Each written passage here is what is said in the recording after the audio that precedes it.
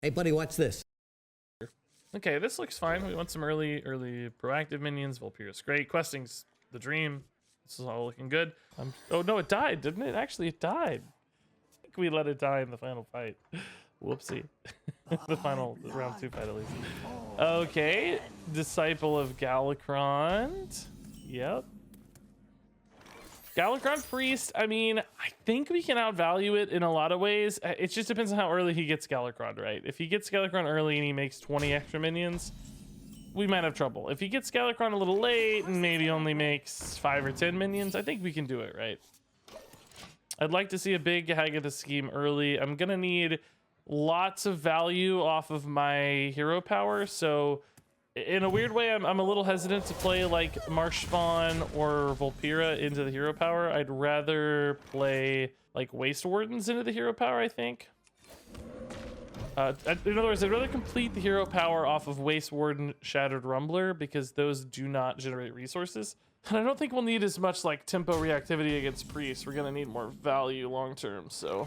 I mean, I can't totally forego playing Vulpira Scoundrels and stuff. Like, I have to play Vulpira here, I think, but if I can, I'd give preferential treatment to the Waste Warden, I guess. Hagatha scheme early is great. Okay.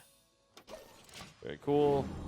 Cobalt Spellkin is also pretty good with all the Earth Shocks. Lightning Bolts and stuff don't go as far. I don't know. I guess I'd rather double the Marsh Spawn and double a Vulpira and yeah, than a Cobalt. But, I mean, I do need as much value as I can get. So, I mean, this is another great battle cry to play, I guess. So that's good news. I hope you like my invention.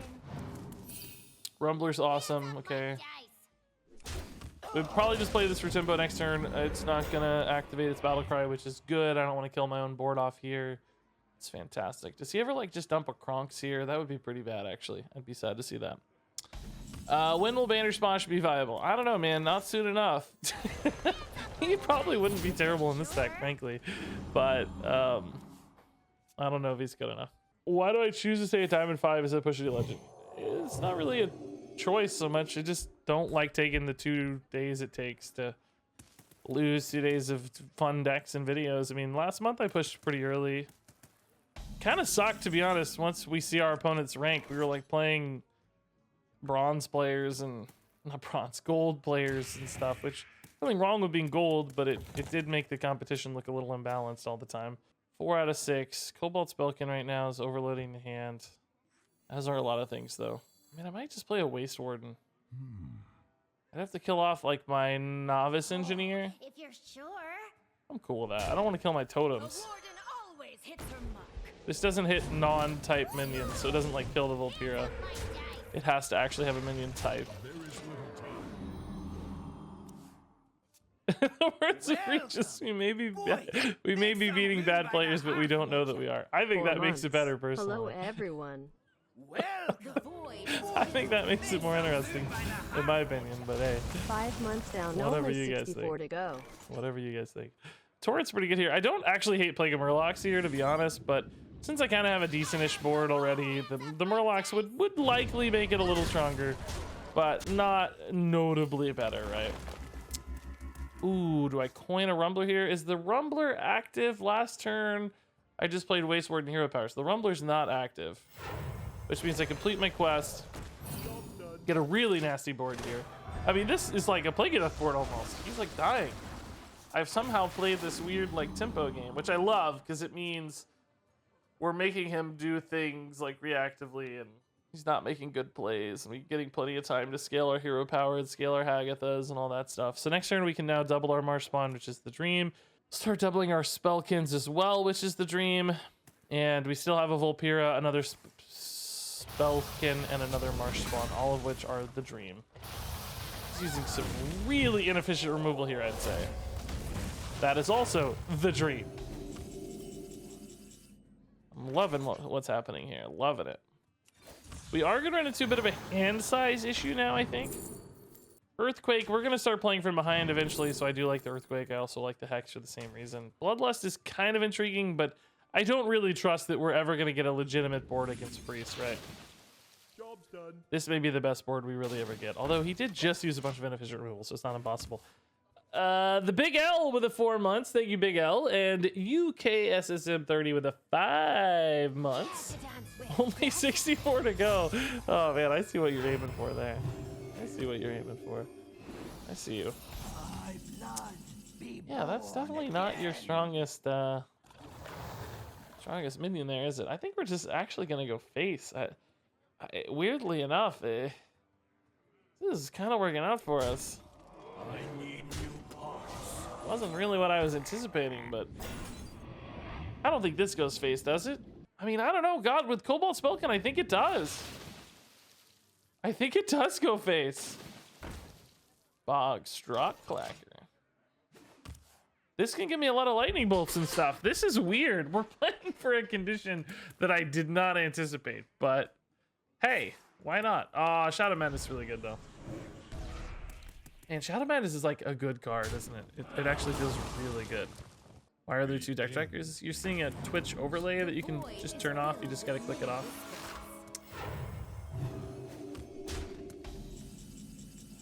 This is like a little annoying.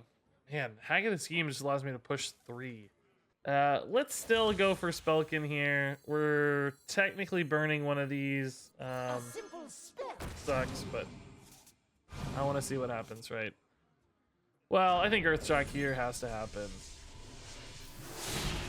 I think I could like Earthshock the frog and push for 3, but I don't see why. I think we're just gonna Earthshock this as well, just to clear it, make some hand space. Now we're in a bit of a weird spot, right? Because what we've done is we've pushed a lot of pressure. We've made our opponent play from behind, but now our hand is left with only cards that are good to play from behind. So we've kind of gotten ourselves in a spot where like we can't follow up on what we've done thus far, right? There's no longer any follow-up. Plague of Murlocs here is intriguing, right? Like we could actually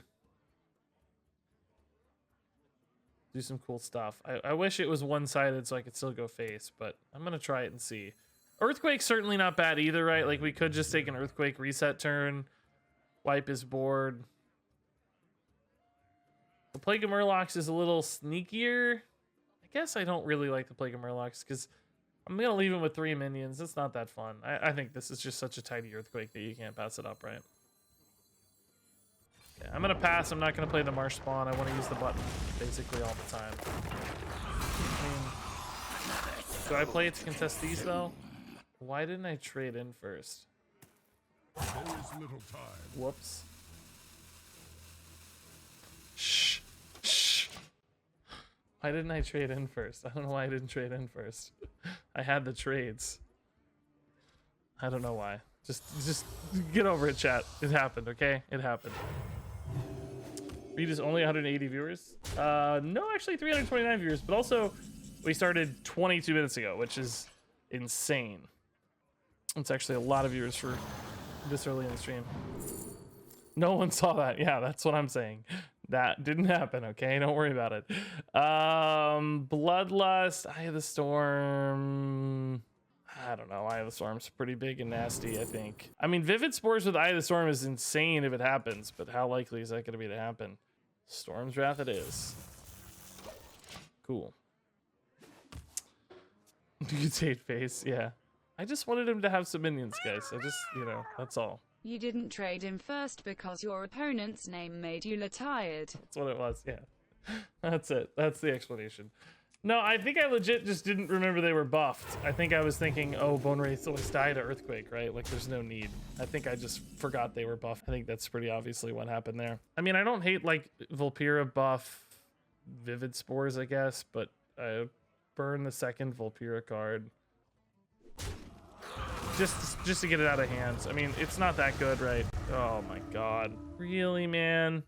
It's definitely not that good now. God. That's annoying. Sort of need a 1 mana card here or 0 mana card to not burn a card later. I don't want to Murloc again, guys. The same thing could happen. The same thing could happen. I'm taking a little bit of a risk with taking the mystery choice, but I don't really want any of those cards. Yeah, that's at least a good card. Earth Shock is what we're looking for. Perfect. Okay.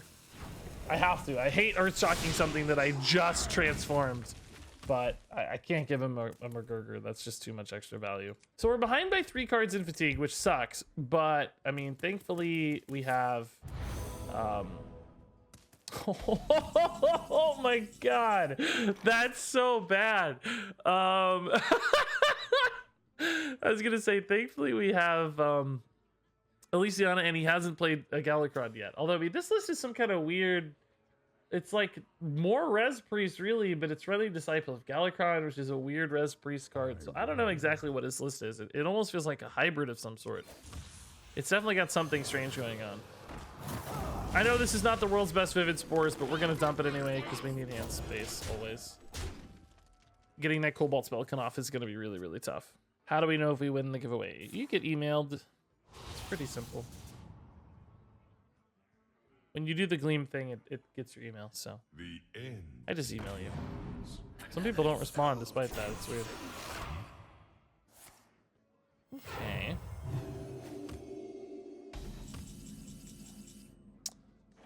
I don't totally hate like trade, Plague again, or maybe just trade. Sandstorm's pretty good. I wonder. Math's a little weird. Putting this to 3 doesn't really help us much off the Sandstorm, right? This doesn't work. Hands off my dice. I mean, we could test this, but I'm 99% certain it doesn't work, so it won't matter. But this never kills the second half. It always respawns it, right? So, in case you were excited about that being a possible line, it unfortunately doesn't work that way. But good to showcase that. Put it to 1 and then Sandstorm, double Sandstorm. That's what I was showcasing. Doesn't work. The reborn happens after the battle cries fully resolve.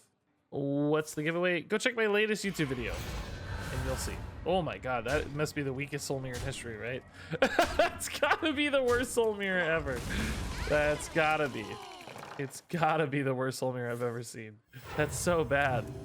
There's no way that's an acceptable Soul Mirror. I still have so many cards. I can't dump all this stuff. Ugh.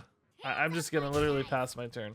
The fact that we were overloaded means no Eye of the Storm, so I'm just passing. I don't think it's worth the torrent, right? That seems insane.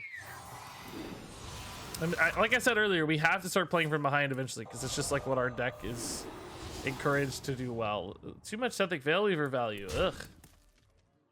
Only 1 or 2 actually. Sandstorm. Okay. I mean, this is probably a reasonable Earthquake to get rid of this Sethic. We could also do like Torrent and something, but okay. I am gonna need a moment, right, to play the Elysiana. So we need in the next maybe 3 to 4 turns.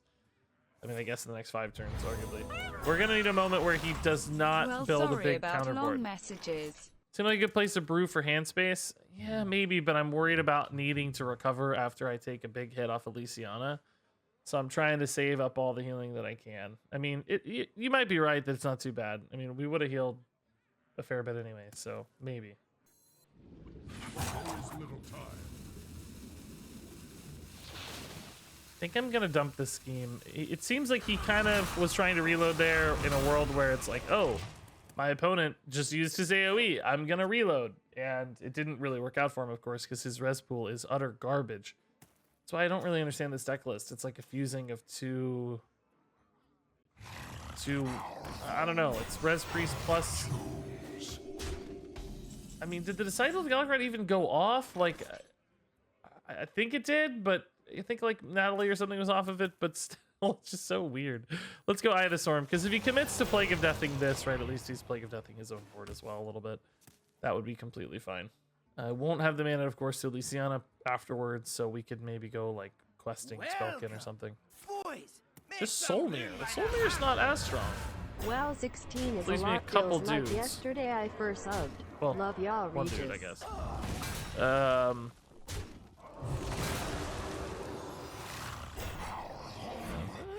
Kind of an awkward board to clear without the sandstorms. Oh, never mind. Lurker below.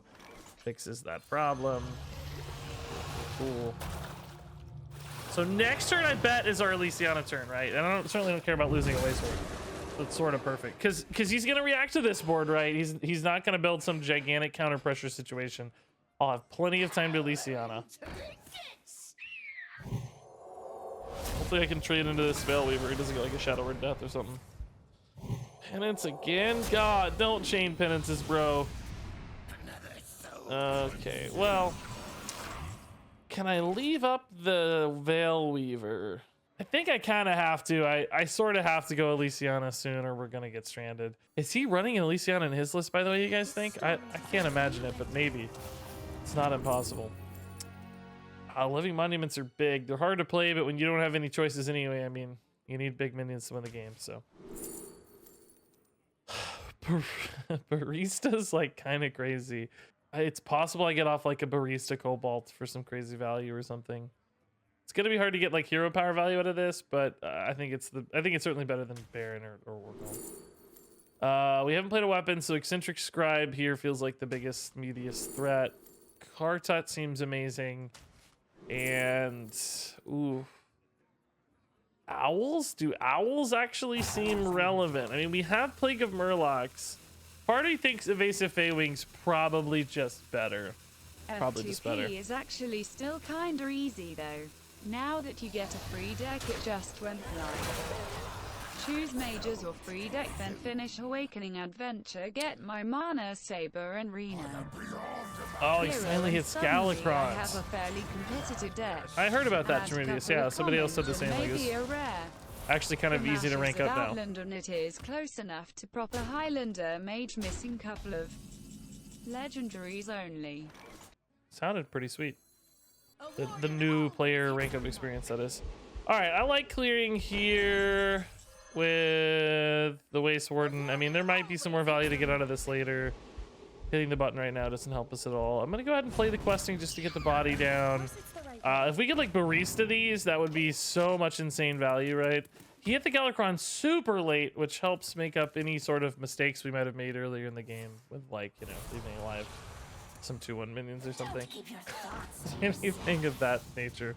I missed your sub. Yeah, sorry, yeah. 16 month sub. Tier 2 is so crazy. 16 is a lot. Feels like yesterday I first subbed. Dude, these sub numbers are getting so enormous. I can't believe it either. It's really quite bonkers how big some of the subs have gotten. Kind of mind-boggling to me, at least. So thank you, sir, for the big 10 sub. I mean, does he run Elysiana right? Do we just win a fatigue here? Is this just an auto win now? I mean, I guess he could still build a crazy board out and beat us that way, but it feels like if he doesn't have Elysiana, I think we'll be able to keep up certainly long enough with all these Witches Brews, Plague of Murlocs, Hag of the Schemes, all this stuff. Shadowrun Ruin there. Oh, Bronx, I see. Okay, this might actually have to be the scheme. It's a pretty big 8/8. I mean, I guess theoretically Plague of Murlocs isn't too bad, but I don't know that I would have enough follow-up to make myself happy, right? I think we have to go Hag of the Scheme here. It's going to be one of the bigger boards that we encounter. Okay, which does mean we're passing the rest of this turn, unfortunately, but I'm running out of cards. now it should really be like 1 minion at a time that we have to worry about, right? Because he already played double mass res. That was his big Kronks reload. Like, is he maybe can randomly generate some kind of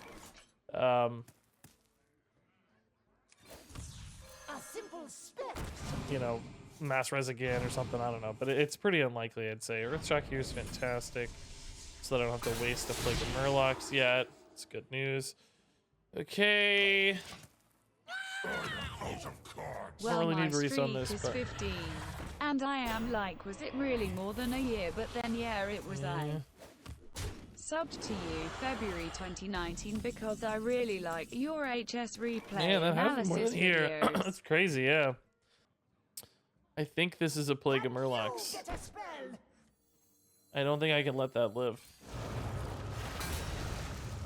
Why do they always win these, man? Every freaking time they win these, I swear. Okay, Forked Lightning plus maybe we go Witch's Brew here. Self-control, so I bought the Golden Classic bundle, got a Golden Law Walker. Talk to Frank. What? That's what I got. I got a golden lore record show. Are you serious?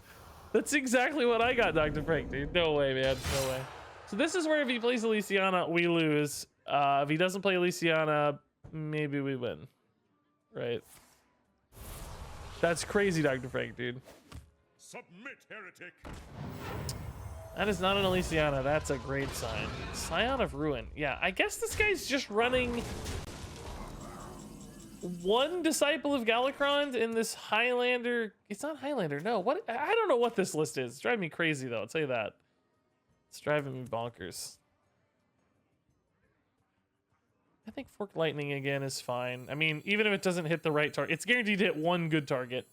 Could hit both good targets, right? But either way, it's fine. And depending on what it hits, do we go Eccentric Scribe since there's only 3 damage out? Probably go Eccentric Scribe. I think he might still want to try to trade into this if he can, but if not, I have a little bit of better trade backs. I mean, I'm not worried about 3 damage. We have Kartut plus, which is Brew at this stage to heal a ton, so I think we'll be okay. Oh, that actually makes the Eccentric Scribe a little worse. Now I kind of have to Haggith those, I think. He does overload. Does he trade? Either way, I can kill the Scribe, so I don't really care.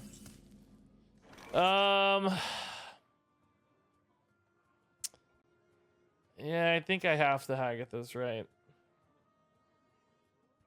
It's a little scary though, because it is my last big AoE. Some room by the hearth, won't ya? It's my last big AoE. Do I ever go face and leave up the 1/1s?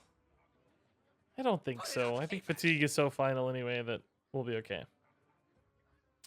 To pop again with a gifted sub, grats. Cutman, dude. 30 total gifted subs. Bump the Scribe and play the Kartut and wait a turn? Oh, that makes me nervous with like a Shadow Madness or something. He could just dome me for 11, right? Or no, 14 actually. That makes me too nervous. I think the Kartut's too susceptible to Shadow Madness and stuff. I don't want to do that. It's a good idea. I do think that's a pretty reasonable idea in theory, to be fair.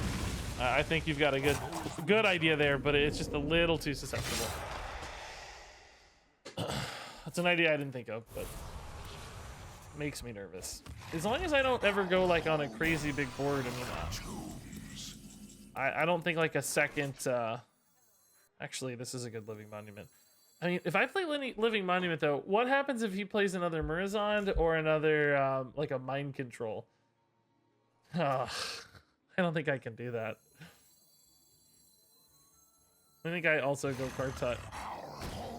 Part of me thinks that maybe don't even play the Feywing in case there's another Murazond. Like, what's the hurry, right? Natalie Celine would also suck against Monument. Yeah, there's a couple problems. I think I want to slow the game down as much as I can and prevent him from ever speeding the game up too much. Because I need this fatigue to kill him. Barrage is actually not that bad. I don't love it because it's a lot of healing, but oh my god, Barista off of it's pretty gross though. I'm almost out of cards. I think I'm just gonna Barista the Barista here and Double pump Azarano, extra Star Whip, High Mountain Ice. no buttons or Mana Spice anything. coming right up. Double pump Azarano, extra Star Whip, High Mountain Ice, room for Mana Spice coming right up. If one of these lives, I can create like infinite value, right?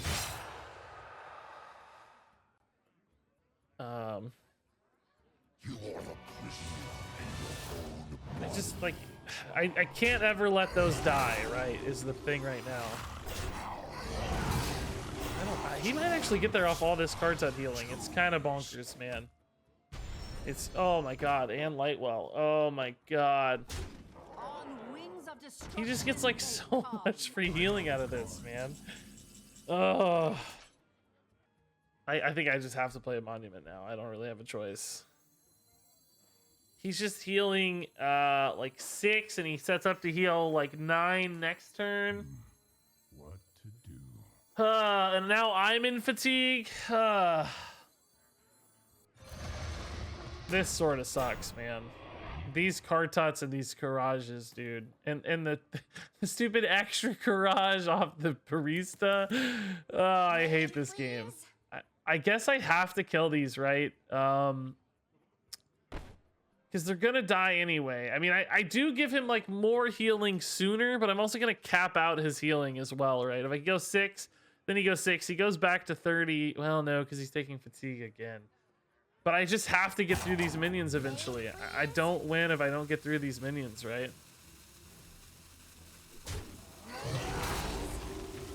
I don't know. Do I kill the top half, I guess? I don't think it really matters, to be honest. I take more damage out of play, but he has enough to kill the living money. Maybe because of the light wall, I should actually kill the back half of the card set. So trade. This runs in. He can't kill the other barista. Is at least on board. He's healing back to like pseudo full off the second Courage Death Rattle here. Thankfully, the monument does actually... Oh, he goes face! Oh my god, interesting. Is he gonna like Plague of Death or something? No, you wouldn't Plague of Death. Well, you might actually if you were gonna get some damage and healing out of it. But no Plague of Death. He leaves me with 8 damage in play? That seems wrong, right? Oh, I see. Convincing Infiltrator in action.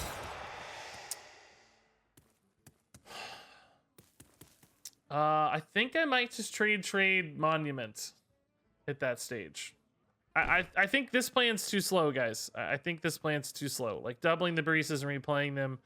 Like it gives me more in-hand value, but I don't know if it wins me the game. I think I have to accelerate the game with a 10-10. I don't know though. I could get an evasive Draconid down, or I mean evasive Feywing down too, and a Storm Trap. Actually, no, I'm gonna do that. Okay, I think the Storm Trap makes this better because I can still trade over that, and I mean I could Barista again, but I like this because I can value trade. Play kills one of the 5/1s. Okay. Yeah, I think I actually do like this a little better. It presents like as much damage on board because it's 11. Yeah, this is better. And I do retain a little more long-term value. What in God's name? A Hagatha's Scheme. Okay.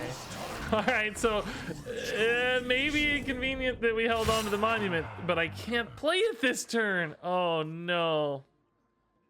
Oh no, guys. I can't play it this turn. I'm overloaded from the Storm's Wrath. Oh my god. I think we lose from here, guys. I mean, there is a world where maybe he can't kill me fast enough and he can't kill off the Kartut, which I think is probably our best play. Maybe we just never play a minion from here. How much is he taking? He's taking 8 and then 9, so we're 3 off. Does he kill me first? Yes, I think so. I think he kills me first. I probably have to play Living Monument to deny damage. That doesn't really change his clock much because the 3 healing off the Kartut doesn't matter. So I have to play Living Monument here because we're going down to 16, right? And he has 11 plus 4, which is actually, oh, wait a minute. He has 11 plus 4. 8, 11 plus 4. So I go down to 1, right? So if I intern, he goes down to 3. He can't heal, presumably. I go down to 1. He does have a dragon in hand, which changes the math a little bit on the monument. But does he have any damage? If he has an Alexstrasza, we lose. But otherwise, we don't. I think play nothing is indeed the best bet. Yeah, I think play nothing is the right move. If he has Alexstrasza, like, so be it, right? Is Living Monument ever worse? I think Living Monument is worse if he can trade in and has any other sort of heal in hand. Because he can get out of range of the 2-turn lethal. It's 17 damage, so he needs 5. Or no, it's 9 and 10. It's 19 damage. He needs. I don't know. I think it's better to play nothing. Because if he can heal 8, like if he trades this in and then he has like a Shadow Word Pain and then a Renew, he might be able to get out of range, right? But if he can't kill this, he loses that healing, and we just win. And there's no reason to play the monument, assuming what we know. Enjoy the silence. What a stupid game.